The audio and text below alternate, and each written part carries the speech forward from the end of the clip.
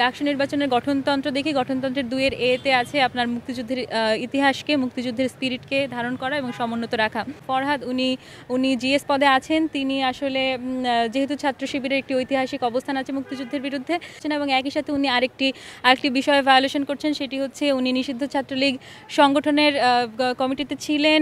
তার যে ইনস্টিটিউট যেখানে তিনি ছিলেন এবং এখনও আছেন বলেই আমরা ধারণা করছি। কারণ আমার যে পদ সেটি হচ্ছে মুক্তিযুদ্ধ গণতান্ত্রিক আন্দোলন সম্পাদক। মুক্তিযুদ্ধের প্রতি এক ধরনের দায়বদ্ধতা থেকে আমি এই ডাকসু নির্বাচনে অংশগ্রহণ করছি, যেহেতু এই রিসেন্ট সময়ে আমাদের মুক্তিযুদ্ধের উপর অনেক ধরনের আঘাত আসছে, আমাদের মুক্তিযুদ্ধের ইতিহাস, শহীদের সংখ্যার উপরে। তো বিভিন্ন কারণে আমার মনে হয়েছে যে আমরা জাতিগতভাবে, ঐতিহাসিকভাবে এক ধরনের সংকটের মধ্যে দিয়ে যাচ্ছি এবং মুক্তিযোদ্ধাদের লাঞ্ছিত করার যে ঘটনাগুলি ঘটছে। তো এই কমিটমেন্ট থেকে আমার ডাকসু নির্বাচনে অংশগ্রহণ করা। আর যদি ডাকসু নির্বাচনের গঠনতন্ত্র দেখি গঠনতন্ত্রের ২ এর এতে আছে আপনার মুক্তিযুদ্ধের ইতিহাসকে, মুক্তিযুদ্ধের স্পিরিটকে ধারণ করা এবং সমুন্নত রাখা। এটি হচ্ছে ডাকসুর অন্যতম লক্ষ্য এবং উদ্দেশ্য। তো এই বাংলাদেশ ইসলামী ছাত্র শিবিরের কমিটিতে থাকা এস.এম. ফরহাদ উনি জিএস পদে আছেন। তিনি আসলে যেহেতু ছাত্র শিবিরের একটি ঐতিহাসিক অবস্থান আছে মুক্তিযুদ্ধের বিরুদ্ধে, এবং ঐতিহাসিকভাবেই তারা আসলে এই বিষয়টি আমরা জানি। তো সেই জায়গা থেকে শিবিরের প্যানেলে থাকা এস.এম. ফরহাদ মুক্তিযুদ্ধের এই ডাকসুর এই গঠনতন্ত্রকে ফলো করছেন, এবং একই সাথে উনি আরেকটি বিষয়ে ভায়োলেশন করছেন, সেটি হচ্ছে উনি নিষিদ্ধ ছাত্রলীগ সংগঠনের কমিটিতে ছিলেন।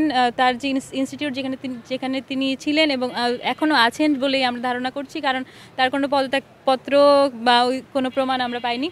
তো তিনি যেই সমাজ কল্যাণ এবং গবেষণা ইনস্টিটিউটে অধ্যয়নরত আছেন, সেই জায়গাটিতে ছাত্রলীগের যে কমিটি ছিল সেখানে তিনি আসলে যুগ্ম সাধারণ সম্পাদক পদে সেখানে ছিলেন।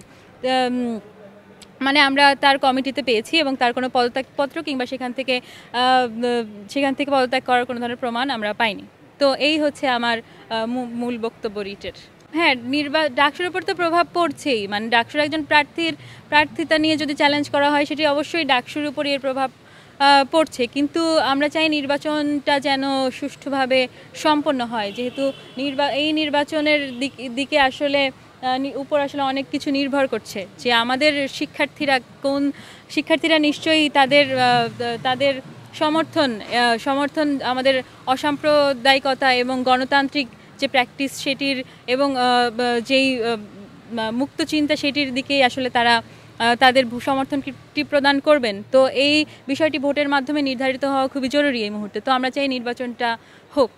না, এডিট করা না, সেটার ফর্মের মধ্যে তার নাম আছে, এবং এডিট করা কি করা না সেটি আসলে আদালতে নিশ্চয়ই দেখা যাবে, এবং এই বিষয়টির জন্য আমরা অপেক্ষা করি যে আদালত আসলে এটি নিয়ে প্রার্থিতা আমরা চ্যালেঞ্জ করেছি।